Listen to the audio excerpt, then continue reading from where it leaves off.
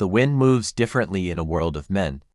It carries weight, memories, warnings, the kind of stories whispered by firelight because saying them in daylight feels like tempting something to return. Tonight, it drags you back to the winter of 1883, when a lone trapper stepped out of the Montana timber with a sled full of perfect pelts. Pelts so flawless they felt wrong the moment a man touched them. Men in that valley said the stranger barely spoke, barely blinked, barely breathed in the way ordinary men do. But every 10 days, like clockwork, he emerged from the snow-choked forest with a new bundle, one he kept separate, one he guarded like a secret only the wilderness deserved to know. And if you lean in, if you listen closely, you might sense the moment everything began to unravel, the moment those men realized the pelts he carried were never meant to exist in nature, not ever. Before we go deeper into this world of frost, fear, and men who vanish without a trace, take a second to anchor yourself. Drop a comment telling me when you're listening, midnight, sunrise, somewhere in between, because timing changes how this story hits. And if you want more long-form, cinematic documentaries built for people who don't scare easily, hit subscribe. It keeps this journey alive, one chapter at a time, and you'll never miss the next descent into darkness. The wind slid between the pines like a restless animal, brushing frost from their trunks as a lone man stepped into view, his boots sinking deep into untouched snow shaped by nights colder than memory. Every man in the valley felt the shift instantly, as if the forest itself had exhaled something ancient. This stranger carried silence the way others carried tools, heavy on his shoulders yet strangely controlled. He moved with the deliberate caution of someone accustomed to being watched, though no one stood nearby. Only the trees observed him, their branches bending slightly under the weight of winter's unforgiving breath. Snow clung to his coat in thin crusted layers, each flake catching the faint sunrise as he approached a half-frozen creek where men often gathered to check traps or share sparse conversation between long stretches of isolation. Across the clearing, 2 loggers halted their work, axes raised but forgotten. The stranger's presence carried an unsettling gravity that urged them to stay still, unsure whether to greet or avoid him entirely. His beard hung thick and dark against his chest, iced around the edges, while pale eyes scanned the settlement ahead, measuring distance, escape paths, and the many ways a man might vanish in this terrain. One logger finally muttered something under his breath, but even he didn't know what he meant. The words drifted away like warm breath in cold air, dissolving before reaching anyone who could interpret them. The stranger continued forward without acknowledgement, each step pressing deeper impressions into the powder, as if he intended to leave markers for anyone curious enough to follow his solitary path back into the unbroken wilderness. When he reached the first cabin, he paused, observing the smoke rising from its chimney. A scent of burning spruce lingered, mixing with the metallic sharpness of the cold, creating a stillness heavy enough to unsettle steady men. A trapper named Harlan stepped outside, rubbing his hands together to warm stiff fingers. He froze when the stranger's gaze met his, not hostile, but ancient in a way that felt carved from the mountains themselves. The stranger nodded once, a slow purposeful gesture that carried more meaning than many sentences. It wasn't greeting or threat, but acknowledgement, an agreement between men who understood the weight of isolation. Cold air whispered between them, sliding into the moment like a blade. Harlan stepped aside, granting a path into the settlement, though he couldn't explain why he felt compelled to make way for this man. Every instinct told him to ask questions, but questions were luxuries in a place where men survive by staying unnoticed. Instead, he watched the stranger pass, boots crunching rhythmically through the packed snow. Farther inside the settlement, a carpenter named Jonas emerged from his workshop, wiping sawdust from his beard. He paused mid-step, his instincts prickling as the stranger drifted toward the saloon's heavy wooden door. Jonas had seen men come and go through hard winters, but none carried an air like this, calculated stillness wrapped around a core of something feral yet impeccably restrained, like a vault forced into civility. Inside the saloon, lantern light glowed against rough-hewn walls. A handful of men hunched over mugs of boiling broth, their tired faces softening briefly as warmth seeped into bones chilled by days of relentless cold. The stranger stepped through the doorway, stirring an uneasy hush. Boots thudded softly on warped planks, shadows bending around him as if making room for something older than firelight. A miner named Calder squinted through the dim haze, noting the stranger's sled outside, loaded with shapes draped in burlap. The bundles twitched slightly under the weight of settling snow, though no breeze reached them. Calder's breath stuck in his throat. Men lied with words, but tools and trophies never did, and the shapes beneath that cloth carried a disturbing uniformity that made his pulse hitch inside his chest. The stranger approached the bar, placed a thick leather pouch on the counter, and spoke his first words low, steady, and rough from days without conversation, requesting supplies with a tone free of hesitation or familiarity. The barkeep, a broad-shouldered man named Rourke, narrowed his eyes. The stranger's voice didn't tremble from cold or exhaustion, suggesting a strength built from winters that broke other men completely. Rourke handed over the supplies, feeling an unnameable tension in the air. The stranger's hands moved too carefully, too precisely, as if trained for work no ordinary trapper would ever confess to. Every man in the saloon watched him, their instincts sparking quietly, whispering warnings learned through years of surviving isolation, storms, and the unpredictable violence of frontier life. The stranger gathered his supplies and turned toward the door, his shadow stretching across the floorboards like a creeping stain of dusk. The lanterns flickered in response, as if shrinking from him. Outside, the wind waited, swirling snow around his boots. He tightened the rope securing his bundles, glancing once toward the forest edge where untouched tracks vanished into darkness. Jonas stepped closer, unable to quiet the urge to speak. Instead, he simply observed the stranger's meticulous movements, feeling something shift in the air like the moment before ice cracks under weight. The stranger lifted the sled handles with ease, muscles tightening beneath layers of fur. The bundles shifted again quietly, unnervingly, and Jonas felt the skin along his spine shiver without wind touching him. No one dared ask about the contents. Questions were risks, and risks were debts men in these parts couldn't afford without consequences they couldn't predict or outrun. The stranger gave no farewell, only a faint narrowing of those pale eyes before turning back toward the trees, disappearing along a trail few men used because it led deeper into unforgiving, uncharted timber. As the settlement returned to motion, an unspoken agreement passed between its men, not fear, not yet, but curiosity sharpened by caution. Something about the stranger clung to their thoughts longer than it should. Rourke stepped outside and stared at the slowly fading tracks. The snow fell lightly, already trying to swallow them, as if the forest wanted to erase the stranger's presence faster than any man could. Harlan returned to his cabin, pausing to watch the treeline. He knew the mountains kept secrets, but this felt different, heavier, as if something had stepped out that should have remained hidden. Inside the saloon, Calder leaned toward Jonas and murmured the words every man felt but didn't want to voice, that no ordinary trapper moved like that or guarded his bundles with such protectiveness. Jonas didn't answer. He rubbed the bridge of his nose, sensing the first thread of a story beginning to weave itself through the valley, one none of them had asked to hear but couldn't avoid. Night settled early, smothering the settlement under thick clouds. Lanterns flickered out one by one, leaving only the hiss of wind and the distant echo of the stranger's sled gliding over snow. Men lay awake longer than usual, listening to the groaning timbers of their cabins as if the night itself was whispering warnings carried from the treeline. Far beyond the outskirts, along the narrow trail leading north, the stranger's figure became a silhouette swallowed by the endless dark. His sled whispered behind him, the bundles shifting once more, and though no man voiced it aloud, every one of them sensed the same chilling truth settling in their bones, that whoever walked out of the trees that morning was not finished with them yet. The trail north wound between ridges shaped by centuries of unforgiving winters, each curve holding silence thick enough for a man to hear his own heartbeat echo against distant stone. Snow softened every sound around him. Sebastian Hollis moved through that hush with the careful steps of a man acting against his own better judgment, each footprint a promise he wasn't certain he wanted to keep as dusk crept slowly behind him. He had followed other men into the timber before, but none like the stranger. This pursuit felt heavier, as if the forest itself held its breath to see which man would vanish first into its unmarked depths. Cold needles of wind slid beneath his coat, carrying faint metallic scents that didn't belong to pine or frost. Something ahead seeped through the branches with an almost deliberate tug on instinct. He paused near a fallen spruce and listened, hearing only the steady thump of his pulse. Yet unease crawled across his shoulders, urging him to turn back before the forest chose his fate. But pride was a stubborn thing, especially among men raised in harsh lands.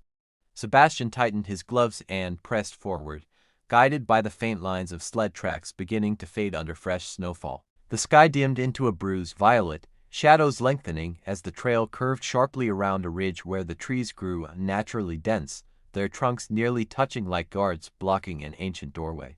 He stepped through them and froze, breath catching at the sight of thin smoke rising from a chimney hidden among the pines, a cabin positioned with too much intention to be accidental. It stood slightly sunken into the landscape, walls reinforced with dark timber, roof weighed down by thick snow. Yet despite its humble form, it radiated the unsettling aura of a place built for secrecy. Sebastian crouched behind a boulder, scanning the perimeter. No tracks circled the structure, no chopped wood lay stacked by the wall, no animal remains hung, drying details absent from any real trapper's operations. The quiet pressed in tightly, broken only when muffled clanks drifted from inside, strange mechanical sounds that made his skin tighten, unnatural rhythms unlinked from any work men typically performed. A lantern glowed faintly through shutter cracks, its trembling light brushing against something metallic hanging by the cabin framework. Sebastian squinted, trying to understand shapes that didn't belong in this wild place. He edged closer, each movement deliberate, until he reached the side window where a sliver of interior space spilled outward, revealing colors and shadows shifting against the lantern's trembling glow. His breath misted softly as he leaned toward the shutter, eyes narrowing. The room beyond was larger than expected, lined with tables cluttered in precise order, tools laid out with surgical neatness. A strange frame dominated the center, constructed from dark-stained wood and thick iron rods. Hooks glinted faintly beneath the lantern light, arranged at intervals calculated with unsettling precision. Sebastian stared, throat tightening as realization crept in. This was no workshop for game preparation or for handling. This was a chamber designed for work no rational man had ever imagined. Something shifted on the far table, a shape covered in stretched material too smooth and uniform to be hide. The lantern swayed slightly, revealing faint seams that made his stomach twist.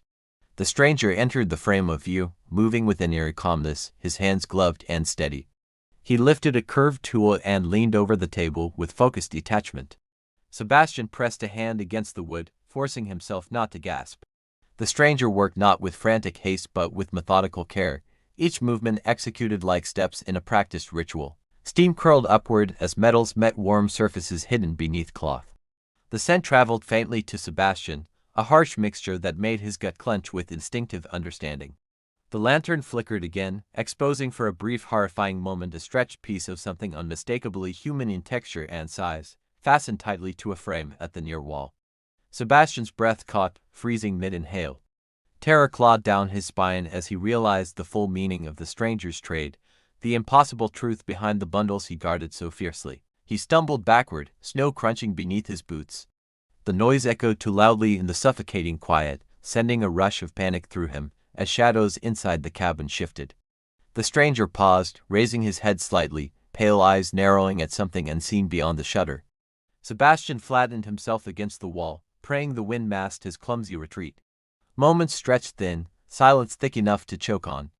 The stranger returned to his work with clinical disinterest, allowing Sebastian a chance to crawl back toward the forest cover. Branches scraped lightly against his coat as he moved, each sound sharp enough to feel fatal. Still, he pushed forward, every muscle trembling as adrenaline burned hot beneath the cold. When he reached deeper darkness between the trunks, he allowed himself one glance back. The lantern glowed like a baleful eye, illuminating a silhouette to calm for the horror it performed. Sebastian turned and fled, running through drifts that swallowed his legs to the knee, each frantic step erasing any illusion of calm he carried into the forest earlier that day. Branches whipped against his face, tearing small cuts along his jaw.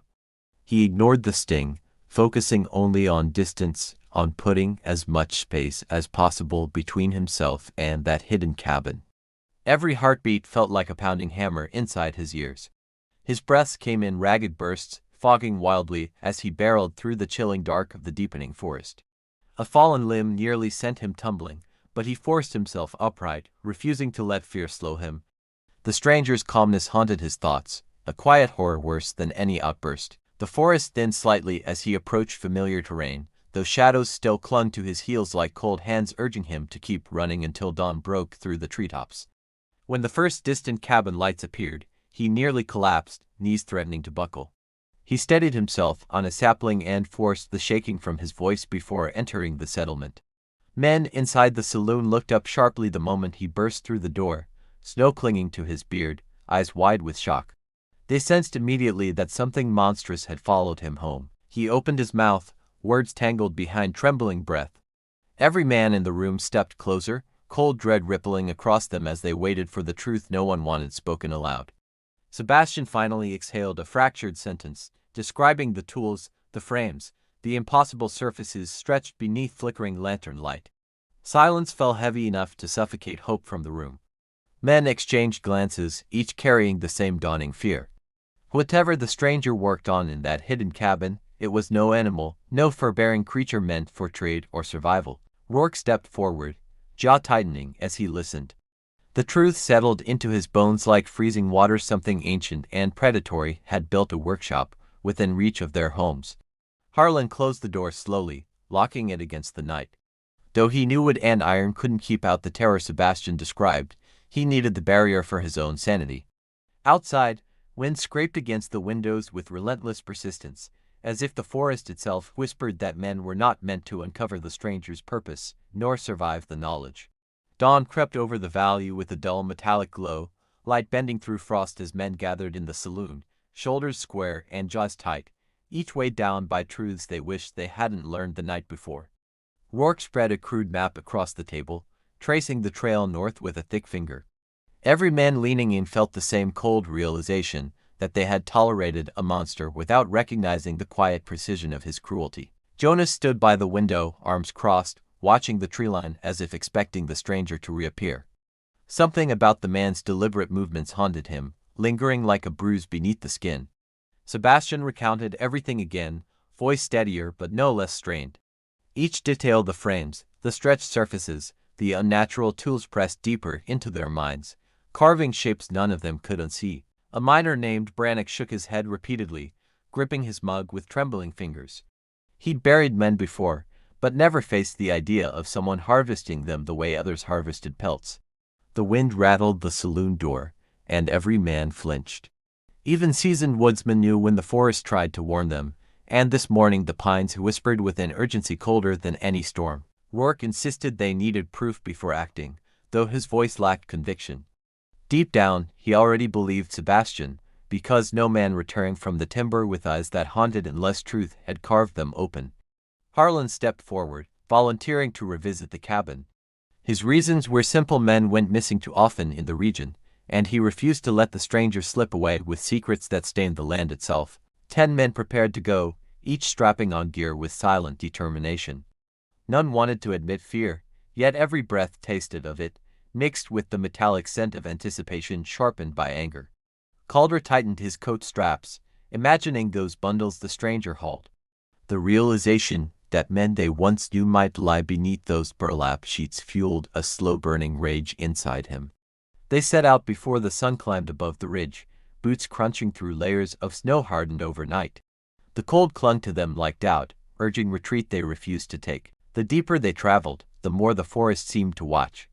Branches shifted subtly, their angles unnatural, as if the trees bent closer to witness whether these men understood the danger they approached.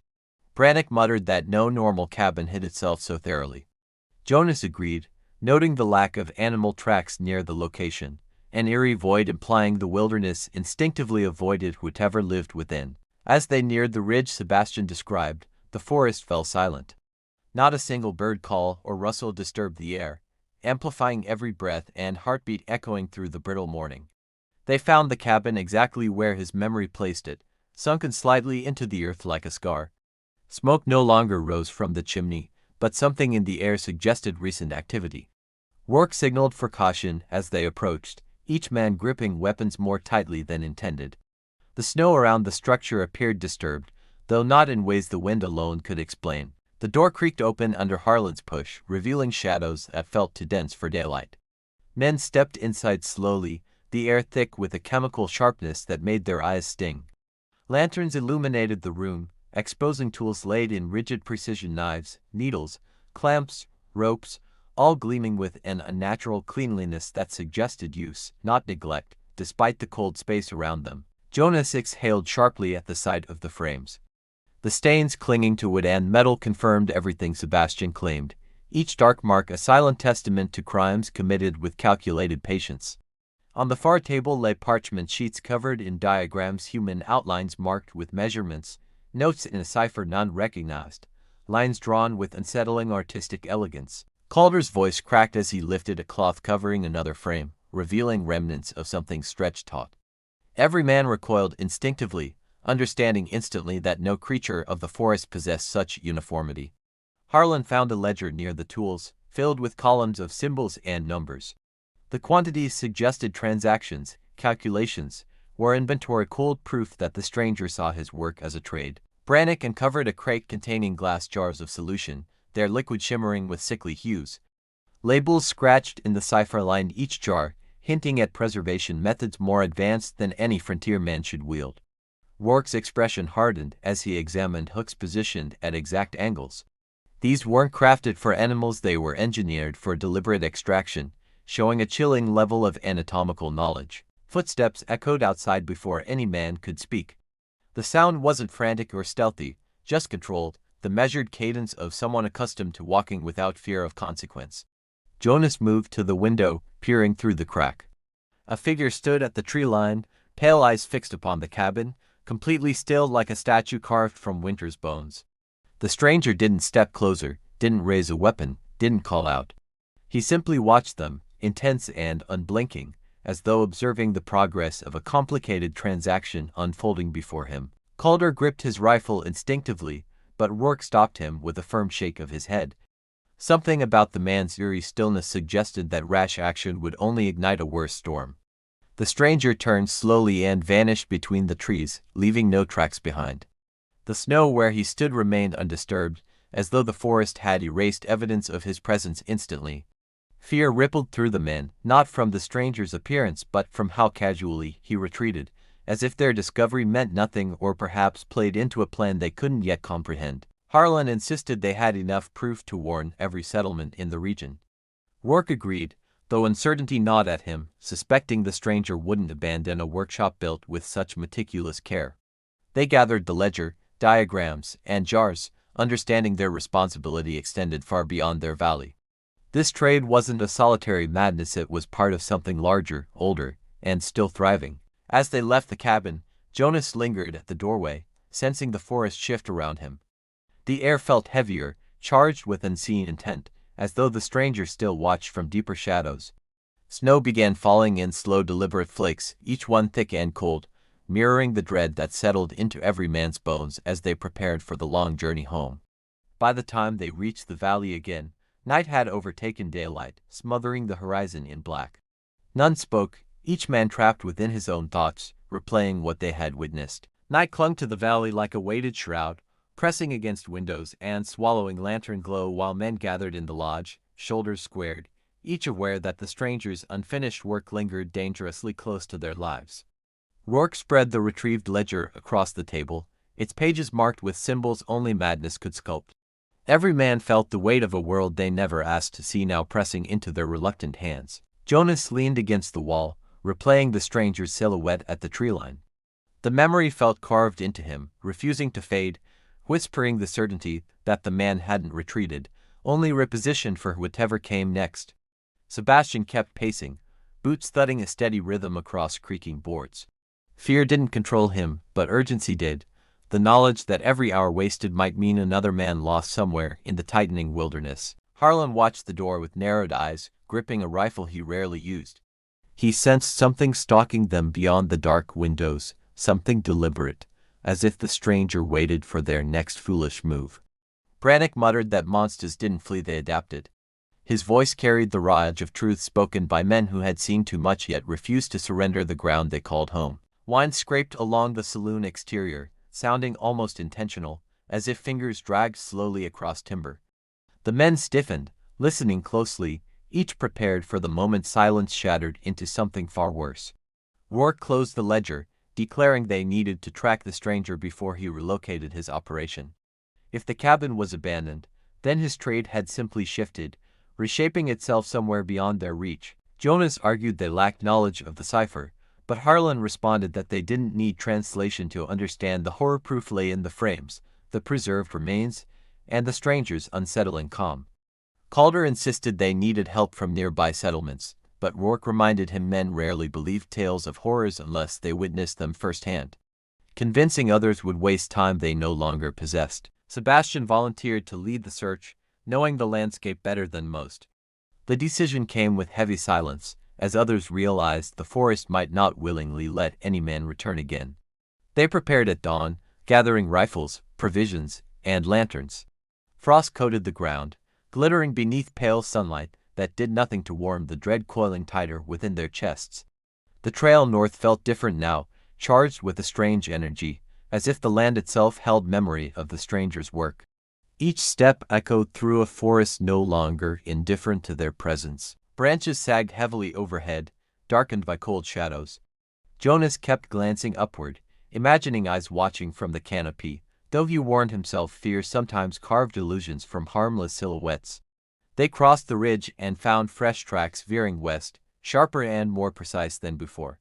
Harlan crouched to examine them, recognizing the stranger's calculated stride, a rhythm too controlled for natural travel. Brannick whispered that the man wasn't fleeing, he was circling. Such confidence struck each of them deeply, confirming they hunted someone who understood pursuit better than any seasoned woodsman alive. Snow began falling thickly, masking the tracks faster than they could follow. Frustration simmered among them, though they pressed forward, driven by duty and a rising fury sharpened overnight. They discovered a clearing where the snow lay disturbed, a shallow indentation suggesting recent camp. Scorch marks and scattered shavings hinted at hurried work performed beneath shadows and secrecy. Calder found a discarded cloth scrap clinging to a branch. Its texture felt too supple, unsettlingly smooth, making his throat tighten as he dropped it instantly, refusing to imagine its origin. Jonas sensed they were being drawn forward intentionally.